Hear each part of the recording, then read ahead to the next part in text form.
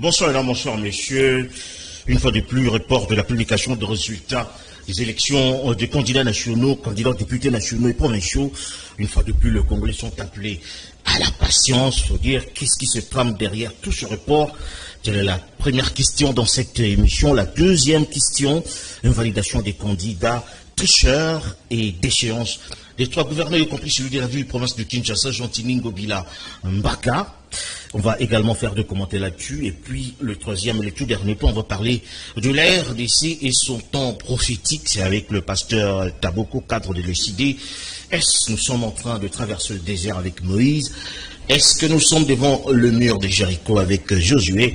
C'est autant de questions auxquelles va répondre le pasteur Taboko, qui a également un œil prophétique, mais également politique, puisqu'il est cadre au sein de la plateforme Lamouka que gère Martin Fayoulou. Bonsoir, pasteur Taboko, et merci d'être venu. Bonsoir, cher compatriote Sylvain Malanda. Merci beaucoup, une fois de plus, pour l'invitation.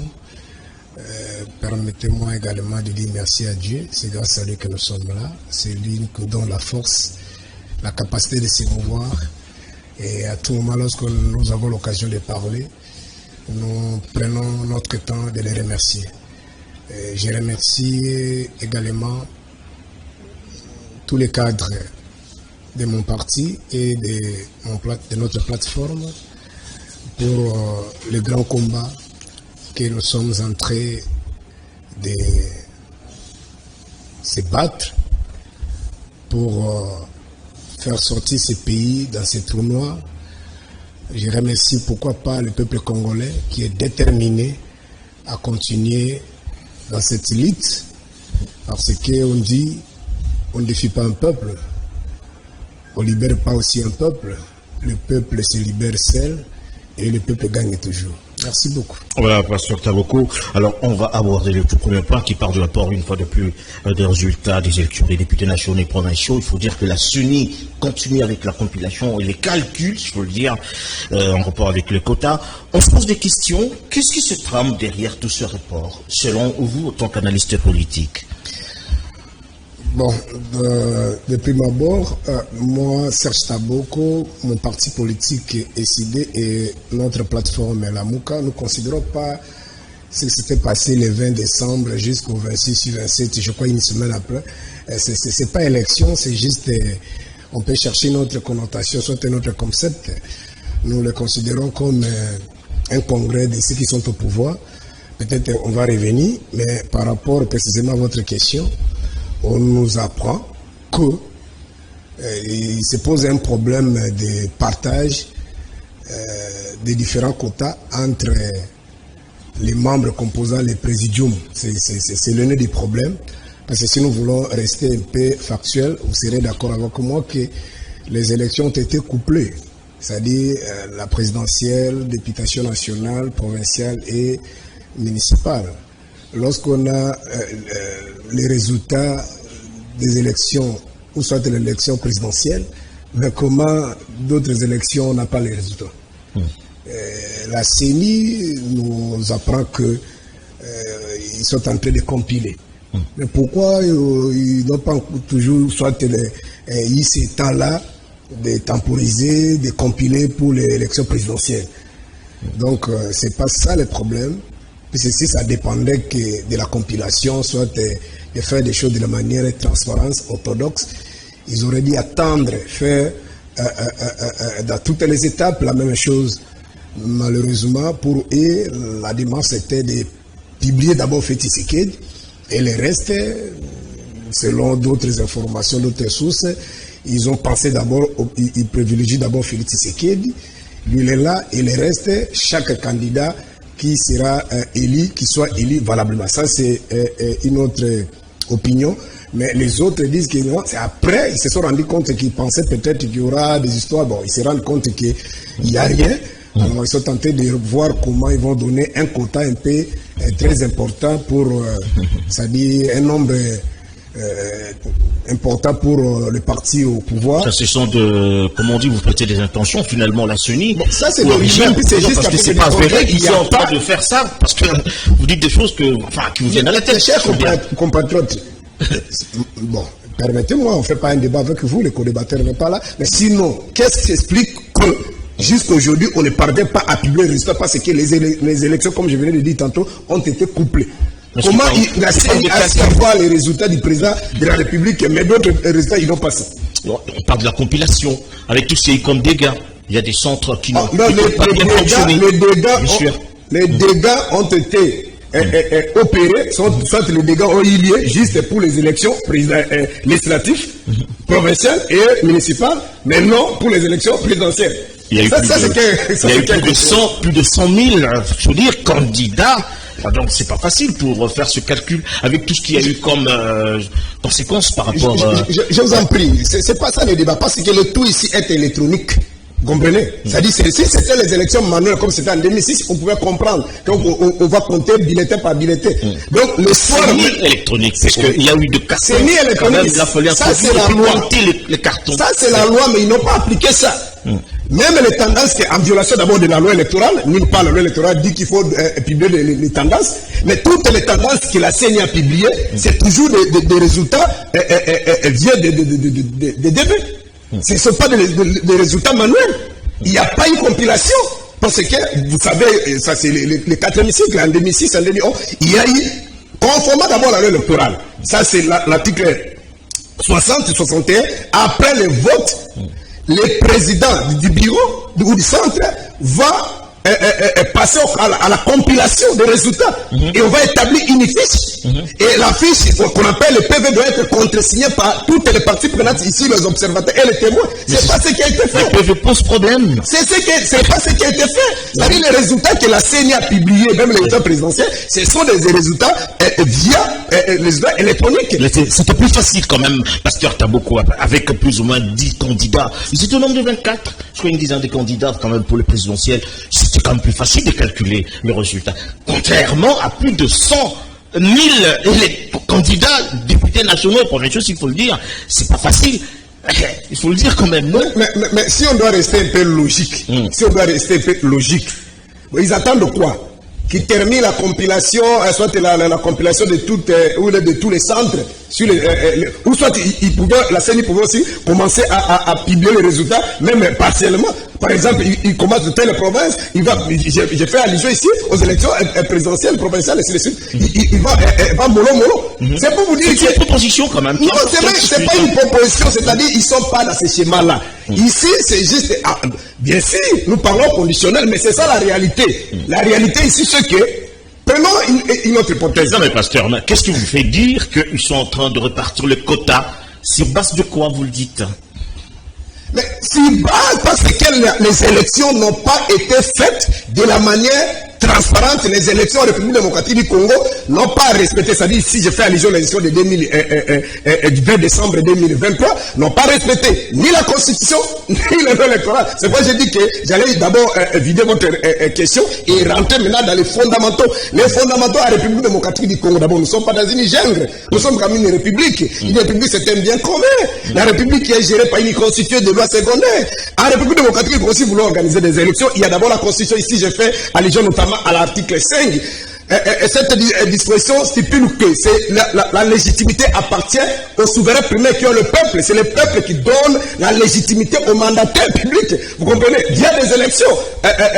Vous voyez. Et il y a aussi l'article 211 qui stipule que parce que lorsque nous sommes allés à Sani City, vous serez d'accord avec moi qu'il y avait un gouvernement, il y avait un ministère de l'Intérieur, mais on n'a pas voulu laisser le ministère de l'Intérieur à l'époque de Kabila d'organiser l'élection parce qu'il y avait ce qu'on appelle les facteurs confiance. Nous avons la CENI, la CENI, on a dit la CENI, on a évolué.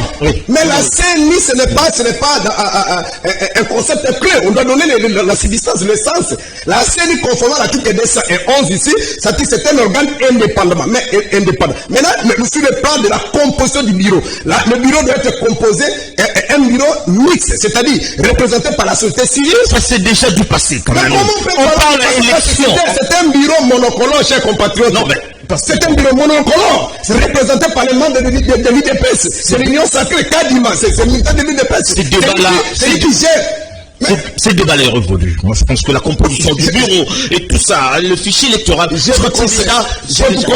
Nous sommes dans la constitution. Je quitte la constitution, je viens maintenant dans la loi électorale. Parlons des faits qu'il y a, des faits avérés qu'il y a maintenant. Parce que si on a dit de passer cette question, on ne saura pas. En amont, il y a d'abord le prérequis.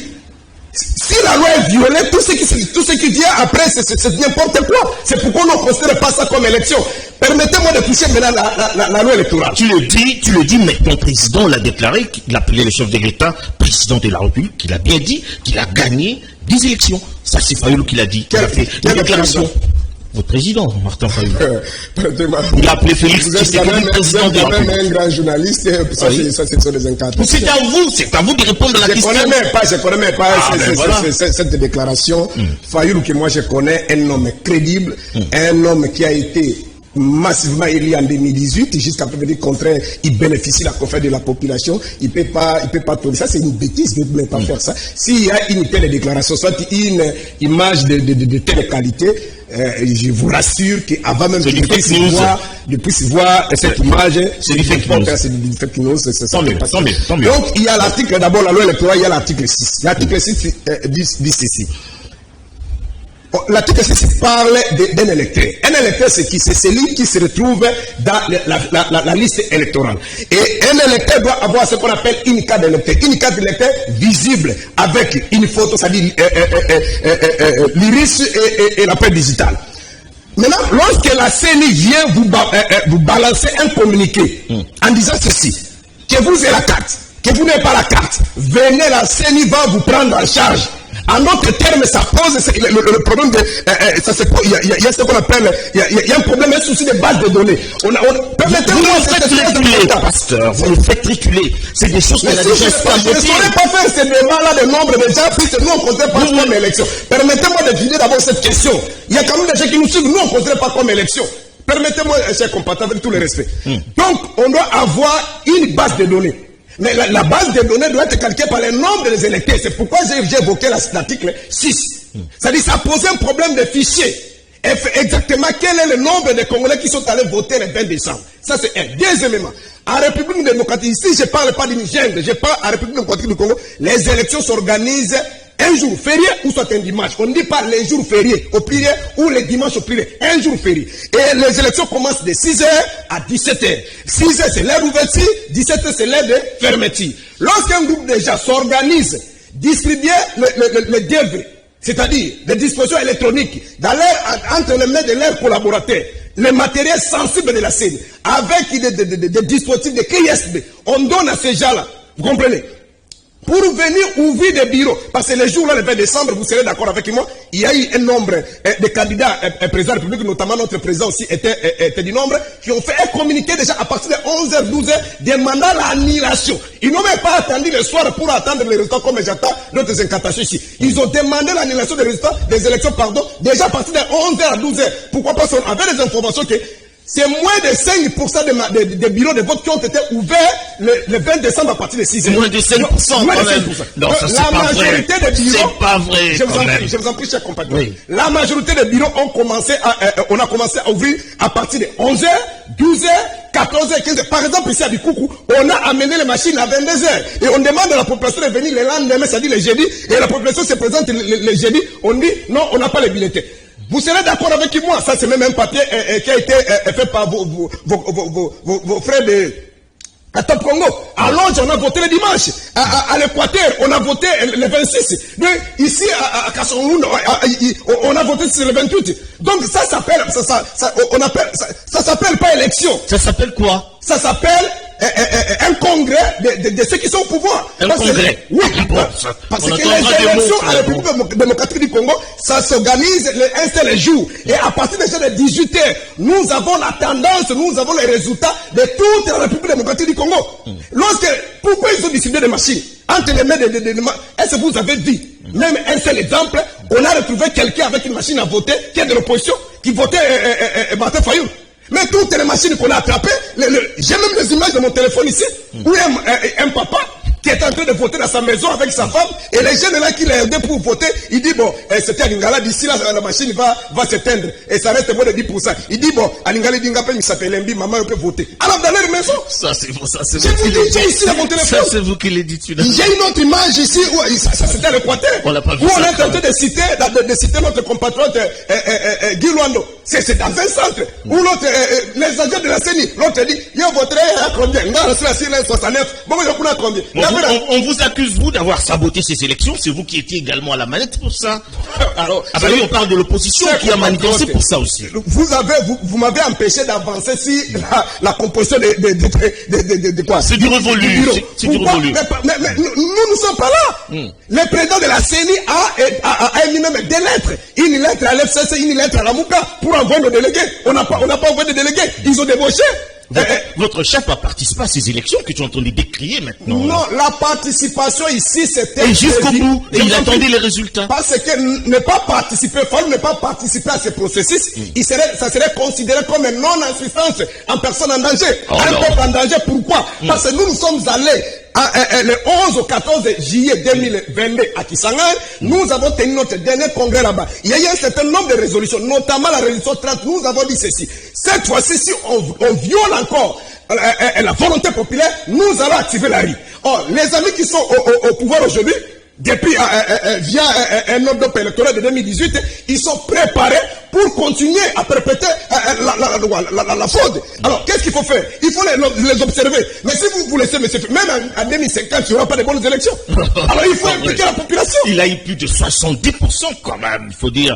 Pasteur Taboko, même si vous êtes contre Félix, je vous ai dit, il a quand même cartonné, comme on dit en français. Je viens de répéter ici la loi électorale dans son article 52.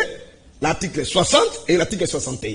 Après la compilation, c'est-à-dire à la fin du vote, le président sort les bulletins et on passe par ce qu'on appelle le recomptage devant les témoins. Et il y a un PV contre-signé par toutes les parties et les témoins. Et il prend les données, il plié dans une enveloppe pour envoyer ça dans les centres de compilation. Vous comprenez? Et ce sont des données qu'on doit afficher dans les bureaux, contre-signer. Mais tout ce qu'on a publié là-bas, comme on a vu le professeur Botaki, on a vu Mtingi Pouloulou, mais ce sont des résultats via les DV. Ce sont des résultats électroniques. Il n'y a pas de signatures de l'opposition, il n'y a pas de signatures de témoins. Donc, un Congolais sérieux, si tout, certes, nous ne sommes pas dans un débat religieux ici, même la majorité des Congolais, laissez-moi vous dire, ce sont des chrétiens. Certes, nous sommes dans un état laïque, mais nous sommes des chrétiens. Mais un chrétien sérieux ne peut pas appeler ça élection. Mais il a obtenu plus de 60%. C'est-à-dire, c'est le temps que vous parlez là. Mais nous aurons peut-être des voix, des laisser partout, à l'Équateur, le vote a eu moins de 10%. 5%. Non. Même si on lui attribuait 30% de Félix, il ne serait pas toujours. Je ne peux pas dire ça parce que vous n'êtes pas les décobateurs. Non, mais non, on est en train Permettez-moi. On est en train d'échanger. On est en train d'échanger. Je veux dire que je vous mets au défi, comme vous n'êtes pas les co-débatteurs. Répondez aux questions. Je réponds. Voilà. Les images. Oui. Les foules que Martin Fayoul m'a dit à drainer. Oui. Ça a déboursé un rond, même pas un 100 francs. Personne ne l'a fait. Ni Félix, ni Katoum. Les deux ont drainé la population. Mais via l'argent. Ça, c'est la vérité. C'était les mêmes individus qui revenaient. Mais la différence, c'est les mêmes individus. Si vous invitez des gens et que 50 personnes viennent, ça, l'argent. Ça, c'est ce qu'on appelle en sociologie politique la légitimité. Ils croient en vous. Les gens vont payer leur propre transport. Par exemple, les images que vous avez vues les derniers jours ici au terrain Sainte-Thérèse. Nous avons drainé des foules, même dans les Kasaï. C'est la légitimité. Je vous en prie. Mais Félix, partout, il est passé. On a mobilisé, les gouverneurs devaient mobiliser, mettre des paniers, des t-shirts, de l'argent. J'ai vu par exemple, les jours ils sont allés au terrain Sainte-Thérèse. Mais il y a même des membres de l'exécutif, des membres du gouvernement, qui distribuaient l'argent comme ça dans des véhicules en plein jour. Vous avez drainé des foules, mais comment vous avez eu 5%? Ça s'appelle pas élection. Dans un processus, je vous en prie avec tout le respect, dans un processus crédible, Félix ne peut pas avoir 20%. Ça, je te dis la vérité. Mais s'ils étaient sûrs de gagner, pourquoi ils n'ont pas voulu que le processus soit inclusif? Parce que c'est ce qu'on a demandé depuis 2011. Vous savez, en 2011, il y a ce qu'on appelait jeudi sévère. À l'époque, Maman Bazé, c'est elle qui patronnait l'MLC, le secrétaire général. De l'autre côté, c'était Chakimé Chaban. On a fait des jeudis sévères avec Manté Fayoum. Pourquoi parce qu'on voulait la transparence? C'est du temps passé. Oh là là. Ah, mais oui. aujourd'hui, c'est pas élection. La politique est dynamique. C'est pourquoi je vous ai dit que c'est un congrès de l'IDPS.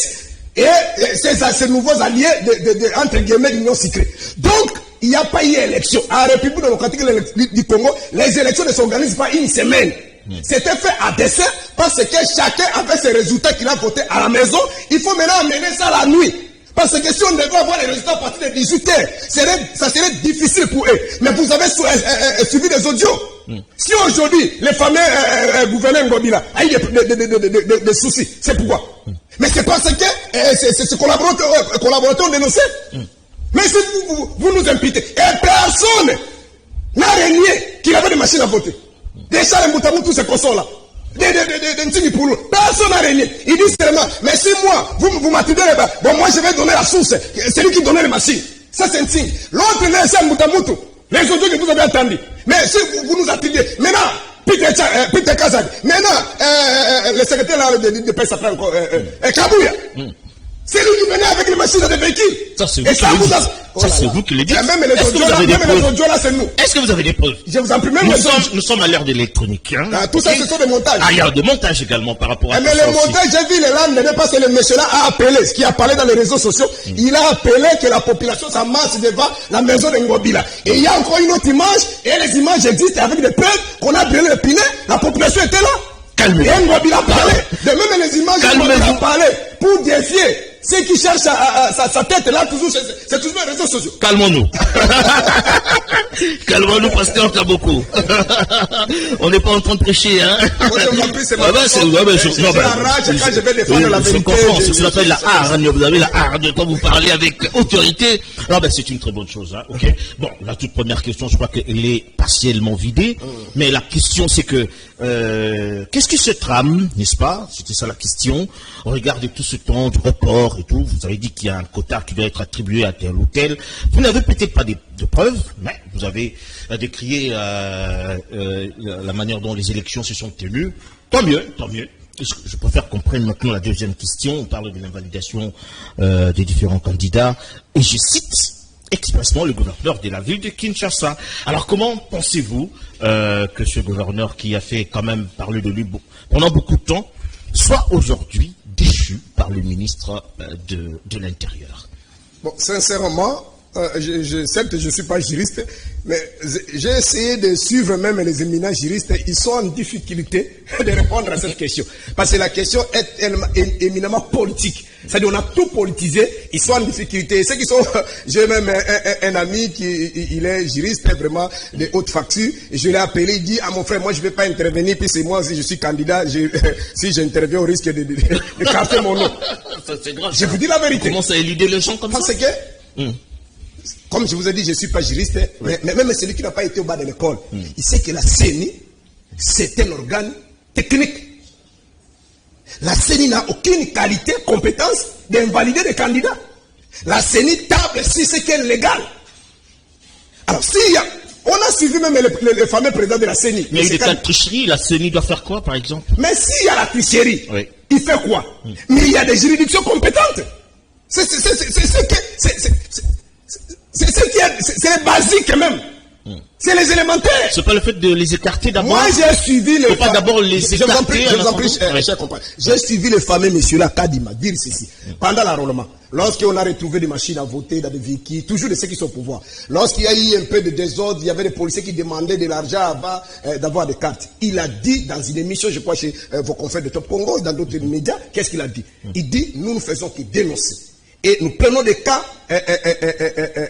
probants, nous envoyons ça à la justice. Ce n'est pas à moi, mais c'est Kadima soit à la CENI d'arrêter ces policiers. Ce n'est pas à moi d'arrêter, de mettre en prison les agents de la CENI et civiques. Donc nous prenons, nous les envoyons à la justice. C'est-à-dire à la justice de faire son travail. Donc ici, il est question soit de prendre, comme il avait dit, ici je parle comme un compatriote, comme un intellectuel. C'est-à-dire des cas ici, on prend, par exemple, on met en place une commission. On traite les dossiers, on prend les dossiers, on constate que réellement il y avait des irrégularités. on déclasse. Pas déclassé. Ah bon? Parce que ce n'est pas c'est pas de sa compétence. Lui, il établit ici la légalité, mais c'est lui qui a la compétence et la capacité, le pouvoir d'établir, de prononcer, d'établir une infraction et de condamner. C'est les juges. Mais ils sont rendus comme chez les juges, quand même. Ils étaient à la Cour constitutionnelle, à la Cour de cassation. Non, lui, il a déjà invalidé. La démarche ici, c'est vous êtes déjà invalidé. Ici, les compatriotes qu'on a cités là, c'est les 81 là. Donc, ils n'ont plus de droit de recours. Ils ne jouissent pas de la présomption conformément à la Constitution. Ils sont d'emblée jugés, condamnés. Ils sont déjà condamnés, c'est-à-dire ils sont invalidés. Maintenant, la difficulté que même les juristes, les éminents juristes, de ceux qui sont du côté du pouvoir, aujourd'hui, c'est que la Cour constitutionnelle venait de pondre son dernier arrêt, c'est-à-dire de confirmer les élections présidentielles. Et nous venons de rappeler ici que les élections ont été couplées. C'est-à-dire ici, on invalide un candidat député national. Le candidat n'a pas triché que pour sa propre élection. Il a triché aussi pour peut-être pour le président, il a triché aussi pour peut-être le provincial et le conseil municipal. Vous comprenez? Maintenant, on a déjà les résultats définitifs. Qu'adviendra-t-il si le conseil d'État qui table sur une démarche administrative et que la décision de la CENI n'a pas respecté la procédure et que ces gens-là sont rentrés dans leurs droits? Et que la publication des résultats, c'est-à-dire ils rentrent dans la CEDOA et qu'on publie, ils sont élus. Maintenant, Félix, on va ajouter encore, parce que quand on va annuler, on ne va pas retrancher le pourcentage. Il ne faut pas me dire que quand on va annuler, on annule seulement les résultats dans les bulletins là. De ces gens-là, seulement les résultats des députés nationaux, pas le président. Parce que c'était les mêmes bulletins. On doit faire un distinguo. Il y a... Je ne suis pas juriste, mais c'est un raisonnement. Oui. Invalider un candidat ne signifie pas retirer des urnes les bulletins qu'il y avait. Ça, c'est peut-être ma réflexion. Mais invalider un candidat ne signifie pas retirer des bulletins qui étaient dans l'urne. Bon, c'est peut-être ça, pour réduire, parce que pour réduire le pourcentage du chef de l'État, comme vous le dites. Je serai en contradiction avec vous. Ils sont invalidés, pourquoi? Mais il y a une cause. Tricherie. Mais cela ne signifie pas qu'ils doivent récupérer tous les bulletins que eux ils avaient introduits dans l'urne. On a retrouvé entre leurs mains les matériels sensibles de la CENI, des bulletins, et ainsi de suite. Et vous serez d'accord avec moi qu'on a annulé les élections de Massimaniba et de Yakoma. D'abord, quand il m'a fait sa comédie là, moi je n'ai même pas eu le temps de suivre ça. Il y a un jeune qui m'a envoyé une image, il m'a dit ceci. À Yakoma, Félix a obtenu 99%. Ça, c'est même Botakine et les autres qui le confirment. Il dit là-bas, Fayoulou il a obtenu seulement 40 voix. Là, Félix a obtenu seulement 40 voix. Félix, c'est 99%. À Massimandima, Félix était toujours en longueur d'avance que Martin Fayoulou. Mais lorsqu'on invalide, c'est Martin Fayoulou qui perd plus de 1% de voix, s'il n'est pas national. Mais Félix perd, quelques poussières, 0,1 poussière. Lui qui avait obtenu plus de 90%. On a invalidé les 99%, lui, il ne perd rien. Il garde toujours 73,47%. Un complot, alors, selon vous? Mais ça s'appelle pas élection. Ça s'appelle le congrès de, vous avez dit? Le congrès de l'IDPS avec ses alliés de l'Union sacrée. Pour reconduire les chefs de l'État. Oui, ça s'appelle pas élection. J'ai dit si réellement on est chrétien et qu'on a des valeurs spirituelles, on a des valeurs de la vérité, on a des valeurs de transparence avec tout ce qui s'est passé. Voilà. Dans mon téléphone ici, j'ai pris des centaines d'images. C'est une honte. Il y a même des membres de l'exécutif du gouvernement. Une seule personne qui détient plus de 30 machines dans sa maison, dans le bureau. Ça, c'est peut-être dans les Kassai.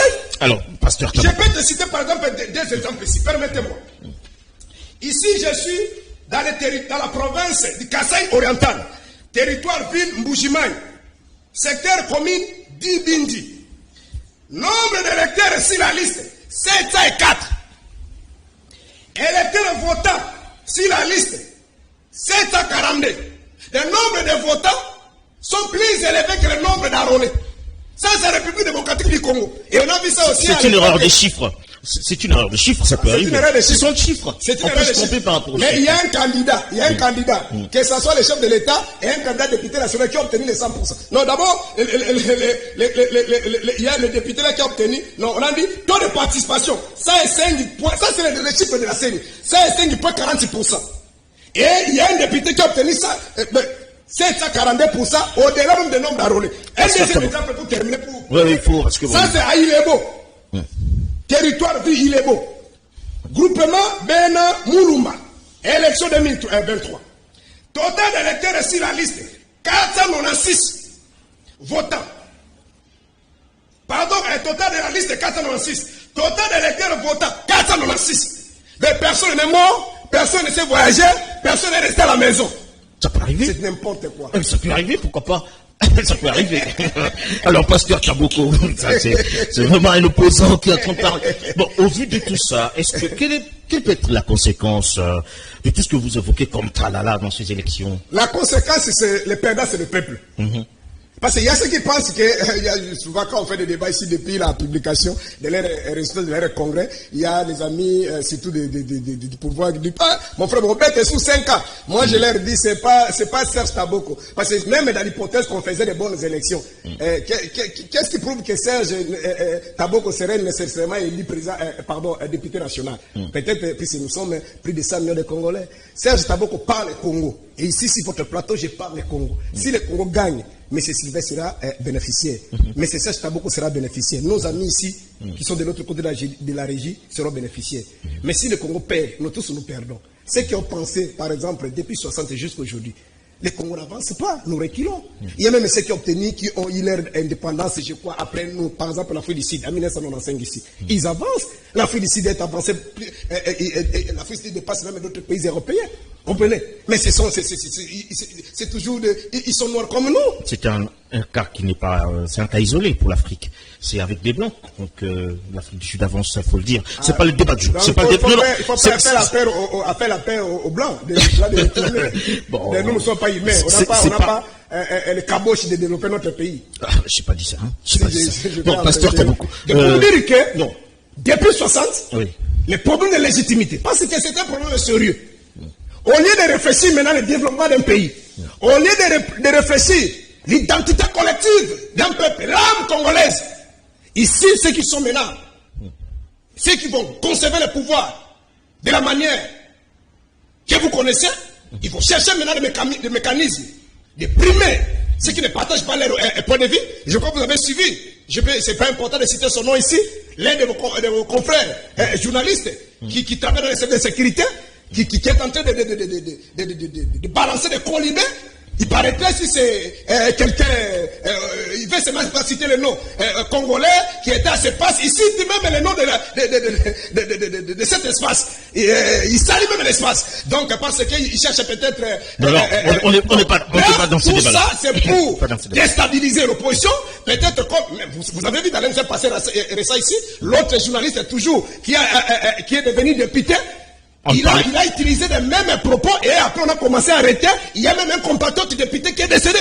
Donc c'est dans le même schéma. Il faut commencer à chercher les histoires. Il faut chercher peut-être à brimander, à arrêter, à tuer, à corrompre. Et le Congo n'ira pas de l'avant. Il peut peut-être à la limite faire ses investigations. Il a peut-être fait des investigations. Ça n'a rien à voir avec nous aujourd'hui. Mais s'il a fait des investigations, ce n'est la télévision, ce n'est pas la justice. Il doit mener ces éléments. D'abord, c'est pas les juges. Ça s'appelle la manipulation. On ne parle pas de... Il est en train de préparer l'opinion publique. C'est-à-dire qu'il doit prendre ces éléments, amener ça à la justice. Pasteur Taboko, vous aurez 50 chômages. Vous n'aurez ni député, ni ministre, ni bourgmestre. Est-ce que vous ne pensez pas que vous êtes en train de rater de plus en plus de belles occasions qui vous sont offertes parfois?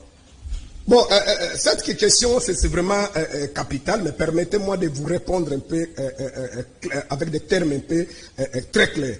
Vous savez, depuis l'histoire de l'humanité, nous avons deux catégories d'espèces. Nous avons ceux qui sont corrompus et ceux qui sont crédibles.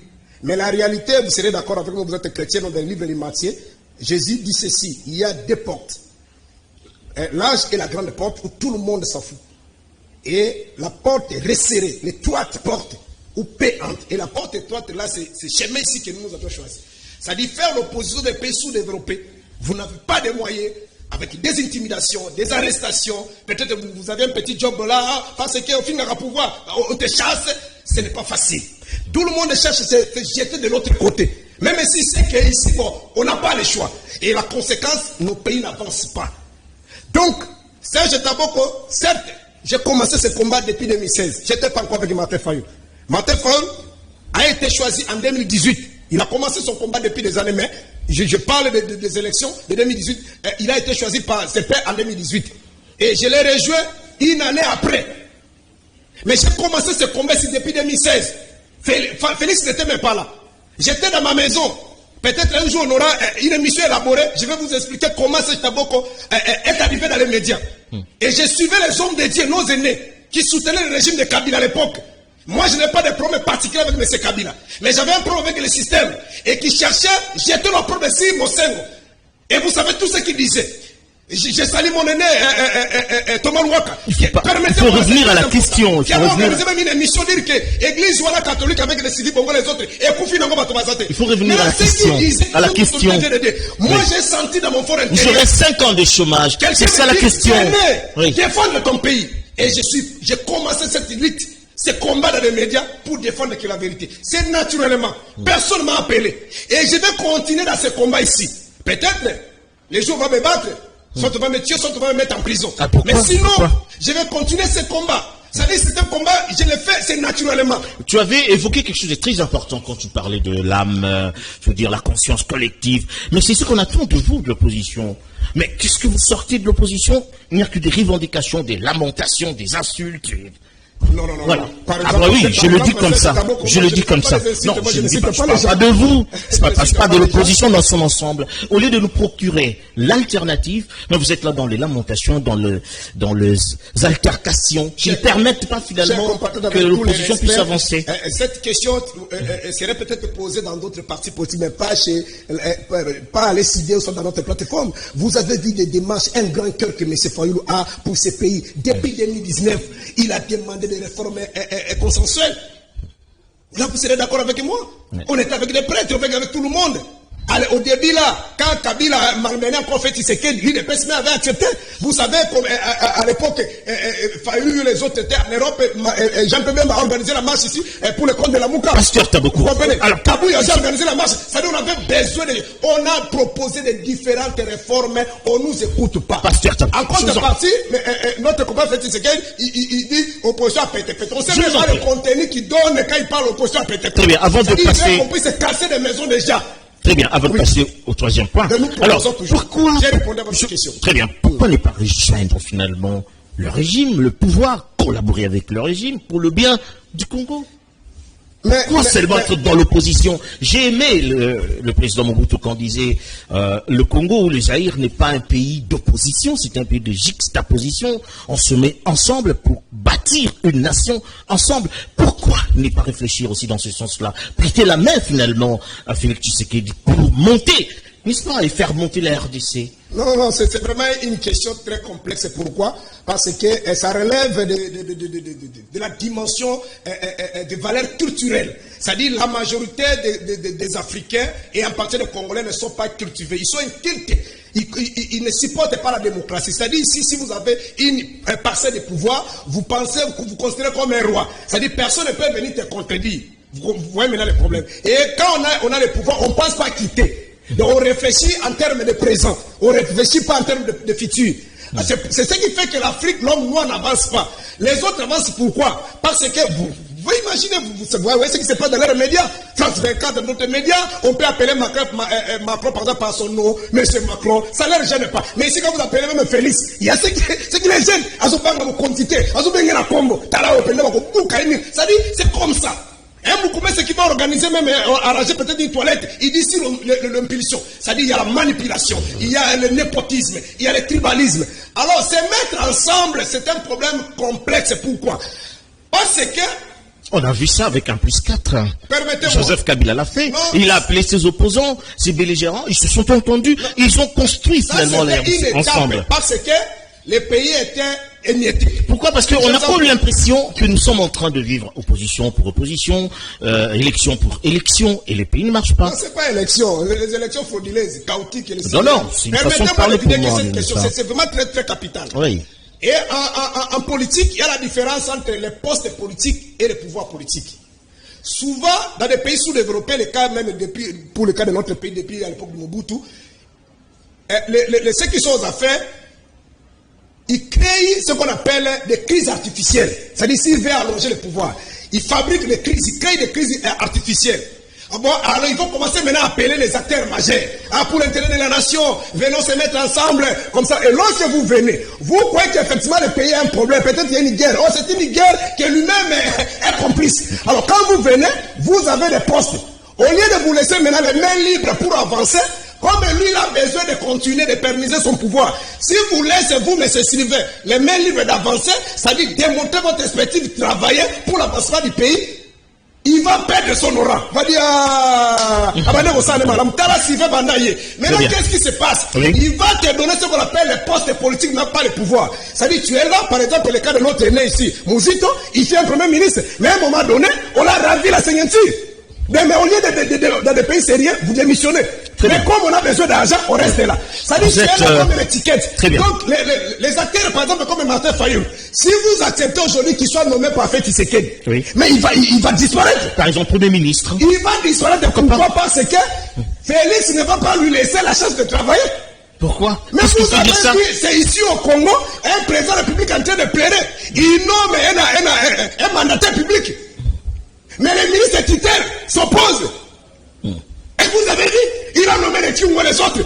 Voilà. Et les gens sont en train de plaider par tout le monde. On me bloquait, voilà. On me bloquait. Merci, pasteur. C'est-à-dire, on lui a donné le poste, mais ça, le pouvoir. Donc, on n'est pas franc dans la gestion des choses publiques. Alors, c'est le pasteur Taboko, c'est pas de moi. Hein. Donc, pasteur Taboko, on prend le troisième et le dernier point. On parle de la RDC et son temps prophétique. On va poser une question, parce que vous êtes pasteur également. On ne peut pas vous recevoir sans parler de l'évangile. Alors, est-ce que la RDC a déjà traversé son désert? Sommes-nous encore avec Moïse ou nous sommes avec Josué devant le mur de Jéricho? Merci beaucoup, vous êtes allé trop loin. Ici, nous sommes encore, le peuple est en train de gémir. Nous sommes encore en Égypte. Oh, c'est pas vrai. C'est pas vrai, comment ça? Je vous dis avec beaucoup. Il y a des hommes de Dieu qui vous suivent. Hein? Oui, je vous parle avec beaucoup de regrets, avec beaucoup de douleurs. Ceux qui sont tués, ceux qui ont sacrifié leur vie le 4 janvier 1959, s'ils reviennent en vie aujourd'hui, ils vont nous maudire. Ça, je vous dis la vérité. Demandez tous les aînés qui ont vécu dans ce pays, même dans cette ville, dans les années 60, les autres sont en vie. Ils vous diront toujours Moko Ezalaka Bouité. Ma mère a étudié ici à Kalina. Elle habitait chez son grand frère. Son grand frère, fille à l'époque, on appelait ici des gendarmes, j'ai oublié encore le nom qu'on appelait là. Ils habitaient ici au camp de Fungola. Et elle a étudié même avec papa. Mais vous dites non. La vie, c'était la rose. Vous comprenez? Mais aujourd'hui, 60 ans après, mais nous vivons dans l'enfer. De tous les signes qu'on a parlé dans la Bible, de la fin du monde, c'est ici au Congo. Moi, j'ai vu même pendant qu'on jouait les rejets ici de développeries, j'ai vu même des veillards de plus de 70 ans en train de jouer des développeries. Mais je me pose la question, il va où c'est papa ici? Mais c'est le désert. Il n'y avait que la manne. Dans le désert, il n'y avait que la manne. Alors qu'en Égypte, il y avait des aubergines. Je vous en prie. Ah oui. Donc on évolue dans la discussion. Je vous en prie. Oui. Pour faire asseoir mon argumentaire, je vous ai dit que le peuple a tenté de gémir. Nous sommes dans le livre des Proverbes, chapitre 29, les versets 2. La Bible dit ceci. Lorsque les méchants se multiplient, le peuple gémit. Cependant, lorsque les justes se multiplient, le peuple est dans la joie. Est-ce que le peuple congolais est dans la joie? On parle aujourd'hui de plus de 7 millions de déplacés internes. Vous avez vu dans des sites de réfugiés un enfant de 4 ans portant son petit frère avec un gobelet de plastique en train d'attendre la bouillie. C'est-à-dire, il n'a pas un père, il n'a pas une mère. Aujourd'hui, on parle de presque dans 2 ou 3 ans. Ils sont en train d'errer comme ça. Et ce sont des images que nous avons vues ça quand nous filmons encore l'école primaire. Nous, on ingérait les autres. Dans l'école éthiopien. Parce que lorsque dans les années 90, on nous envoie des images. Les gens en Éthiopie étaient comme ça. Mais c'est ce qui se passe au Congo. On parle de plus de 27 millions de Congolais qui sont frappés par l'insécurité alimentaire. Je vous en prie, et pasteur. comment vous pouvez parler même de l'insécurité humaine? Très bien, pasteur. On fait... Le peuple est génie. C'est un tableau synoptique qu'on présente finalement, parce que vous avez parlé de l'Égypte, nous on parle des déserts ou de Canaan. En Égypte, certes, il y avait l'aubergine, les zèbres mangiers, mais il y avait le fouet, comme les Belges à l'époque. N'est-ce pas? Il y avait le fouet. Mais dans le désert, il n'y avait que la manne et la souffrance. Mais avec Moïse, est-ce que vous ne pensez pas que cette souffrance que vous êtes en train de caricaturer, c'est en fait le pèlerinage qui, n'est-ce pas, qui nous avance et nous sommes dans le désert pour traverser et arriver à Canaan. Et nous avons par exemple un Moïse en tête. Je suis très content parce que je suis devant aussi les serviteurs de Dieu. Mais vous serez contredit parce que ici, je suis dans le livre d'Exode chapitre 3. La Bible dit ceci. Ici, Dieu rappelle à Moïse. J'ai senti le cri de douleur que fait subir mon peuple. Et j'ai après la mort de Joseph, on a augmenté la souffrance. On a augmenté les corvées. Les peuples gémissaient. Et c'est l'écriture que je viens de donner. Proverbe chapitre 29, verset 2. Lorsque les méchants se multiplient, le peuple gémit. Nous sommes en train de pleurer. Chaque jour, les Congolais, quand ils se réveillent à partir de 4 heures, ils se posent pas la question qu'est-ce qu'il va déposer dans son compte dans la banque. Mais ils se posent des questions qu'est-ce que je vais manger. Lorsque vous rencontrez avec un policier la nuit, nous avons bien la Koufi. Ça, c'est la République démocratique du Congo. C'est pas partout. Hein. C'est pas tout le policier qui font ça. La justice, si tu n'as pas l'argent, même Félix lui-même l'a confirmé. Juste pour vous dire ceci. Proverbe chapitre 14, verset 34. La Bible dit ceci. C'est seule la justice qui élève la nation. Et l'injustice détruit la nation. Chers compatriotes, dans les déserts, je crois, lorsque vous parlez, effectivement, vous faites allusion dans le livre de Nombre, chapitre 21, à un moment donné, le peuple était dégoûté de mal. Il dit, certes, on nous a torturé en Égypte, mais il y avait quand même quelque chose. Ils avaient soif, ils avaient faim. Mais avant que... Mais ils étaient dans le désert avec Moïse. Puisse envoyer l'eau et la manne. Laisse-moi vous dire ceci. Même ici au Congo, il y a des Congolais. Par exemple, la famille de notre compatriote Félix Tshisekedi. Par exemple, Jean-Marc Kabouya. Vous l'avez suivi? Il a dit, moi je n'ai pas conclu un pacte, une alliance avec la pauvreté. Si je suis riche, mais c'est normal. C'est-à-dire, il y a des gens qui sont aujourd'hui, qui sont devenus riches. Avant hier, je sortais d'une émission avec l'aide de communicateurs de l'Union Sacrée. Il m'a dit, mon frère, moi je dis, mais tu peux donner même $100, tu as encouragé, bon, c'était juste pour les taquiner. Il dit, mon frère, pour l'andater, l'injustice, tu as dit qu'on subit. Il y a même là, il a cité, je ne peux pas citer son nom, un abruti. Mais aujourd'hui, il est à la dégérade. C'est pas grave. Mais moi, je souffre. Ça dit, même là, il y a des compatriotes qui souffrent. Très bien. Ici, lorsque nous parlons, pour terminer votre question, oui, lorsque nous parlons d'un État, on parle en termes de le pourcentage de la majorité. Même en France, aux États-Unis, il y a aussi des Américains, des Français qui souffrent. Mais en termes de pourcentage, c'est la minorité qui souffre. Très Mais bien. au Congo, c'est plus de 90% des Congolais qui souffrent. Très bien. Nous vivons dans les secteurs informels, c'est-à-dire au Teki, au lait. Merci, pasteur Taboko. Congo Etani, il a même au Soukola Ezali, et Niri Soki Ezali, Mabene Tozo Somba, tout ça, c'est pas comme grave. ça l'homme congolais. C'est un désert hein, qu'on traverse. Bon, enfin, de toutes les Pas de façons. désert, Très bien, pas ok. Bon, ça n'engage que vous. Ça n'engage que vous. Alors, dans une des émissions, vous avez dit que Dieu nous a envoyé finalement un Moïse. Vous avez cité le nom de Martin Fayulu. Vous le confirmez encore aujourd'hui? Je le confirme en termes de valeur. Parce que si vous voyez les caractéristiques de Moïse, il était dans l'opulence. Il vivait, il restait, il dormait dans la maison royale. Mais il n'a pas vu tout ça en termes de valeur, des avantages. Il a dit qu'il ne pouvait pas supporter voir son peuple, sa famille, subir cette injustice. Il a dit supporter, quitter la maison royale pour aller souffrir dans les déserts. Et c'est ce que Martin Fayulu a fait? Mais c'est la même chose. Il a quitté l'opulence pour la rue? Et pour la pauvreté? Cher compatriote, Martin Fayulu, c'est pas un petit monsieur, avec tout le respect. Il a travaillé dans une grande structure. L'actuel président nigérien aujourd'hui, c'est son collègue de travail. Ils ont travaillé ensemble. Fayulu, même après 10 à 20 ans, ne peut pas mourir de faim. Il a ses enfants dans de grandes écoles, dans de grandes universités. Mais si réellement il est Moïse, à l'Occident. si Mais réellement il est quoi? Moïse, je vous en prie, si réellement il est Moïse, il doit défier quand même Pharaon. Il doit les défier et retirer. Mais c'est qu'il est en train de faire. Ah bon? Il a défait Félix par plus de 5 ans. Très bien. Il y a eu des appels. Il y a même des chefs d'État étrangers qui sont venus ici. Laisse-moi vous rappeler, il y a même l'autre bord de l'église qui ont demandé à Pharaon de travailler avec Félix. Ce qui est même aujourd'hui, si Félix Fayou nous dit, Félix, il va travailler avec toi. Aujourd'hui, j'ai dit le lendemain. On va clôturer l'émission. Mais c'est quelqu'un qui ne supporte pas la médiocrité. Très bien, très bien. On va clôturer. Il nous reste 3 minutes. On doit finir parce qu'on parle de l'évangile. Alors, il y a de ceux-là qui disent, des hommes de Dieu qui disent que Félix, c'est lui le Josué finalement de la RDC.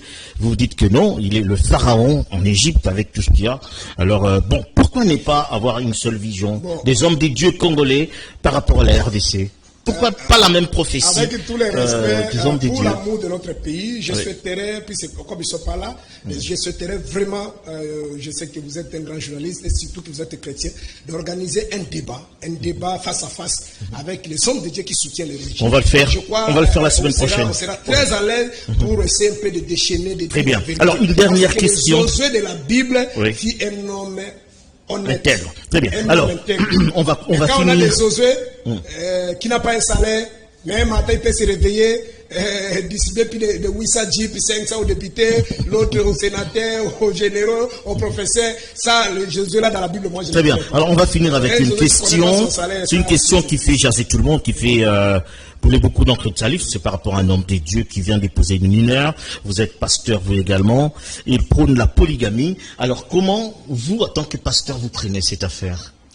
Malheureusement, on n'a pas assez d'état. Avant hier, j'ai eu un débat. D'abord, lui-même, elle est née, je le salue, il ne veut plus débattre avec moi.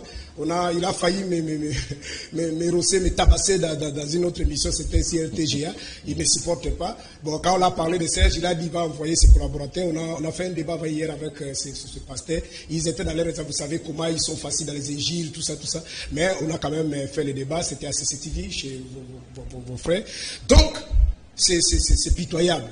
Parce que la dernière mission, je crois que j'ai fait avec lui, c'était sur Univers. Permettez, excusez-moi, je lui ai posé la question. Vous mariez, vous cherchez des vierges, pourquoi? Parce qu'il s'est considéré comme un sacrificateur.